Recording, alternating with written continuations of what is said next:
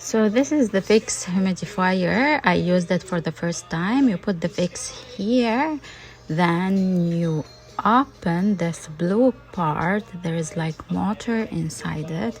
You open it, and in the white tank you fill it with water and with a pinch of salt if you want. And here is the maximum of it. So I'm gonna put water now and show you how it works.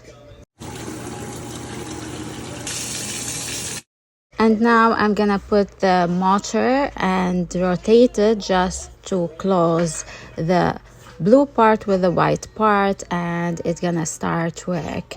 And now look, the smoke gonna start to come, and it gives a good smell for the room, and I really like it. I recommend it too.